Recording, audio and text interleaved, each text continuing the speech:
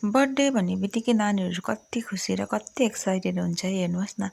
नानीको फेसमै हजुरहरूले देख्न सक्नुहुन्छ कि नानी आज कति चाहिँ खुसी थियो भनेर है। Hi guys welcome back to my mini vlog.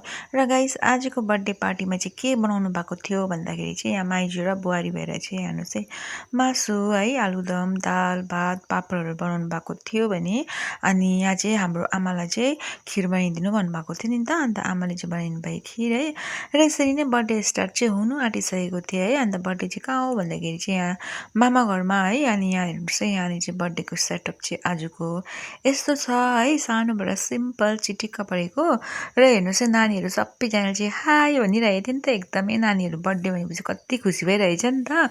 र यसरी नै बर्थडेको केक कटिङ स्टार्ट भइसकिसक्यो है।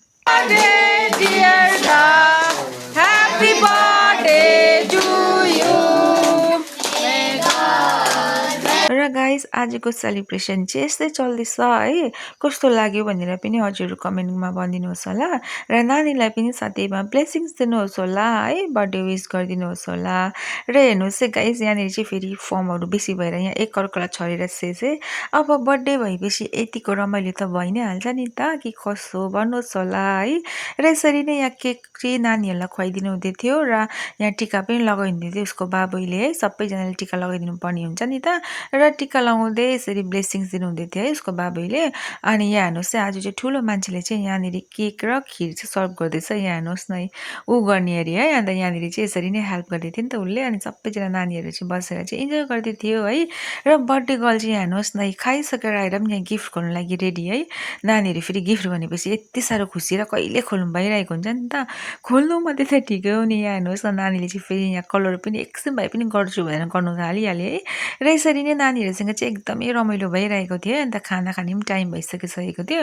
र सबैजना बर्थडे गर्ल साथै राखेर चाहिँ उसको फ्रेन्डहरू है सबैजना उसको साथीहरू हो नि त। साथी अन्त एक दुईजना चाहिँ दिदीहरू है।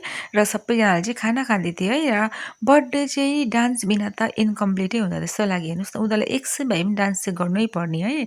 र हेर्नुहोस् यसरी नै यहाँ दादा पनि आउनुभएछ है। अनि दादाले चाहिँ यहाँ गिफ्ट चाहिँ ब्याग ल्याइदिनु भएको रहेछ नि त है। अन्त फेरि ऊ चाहिँ ब्याग पनि बोकेर हेरिहाल्ने अरे।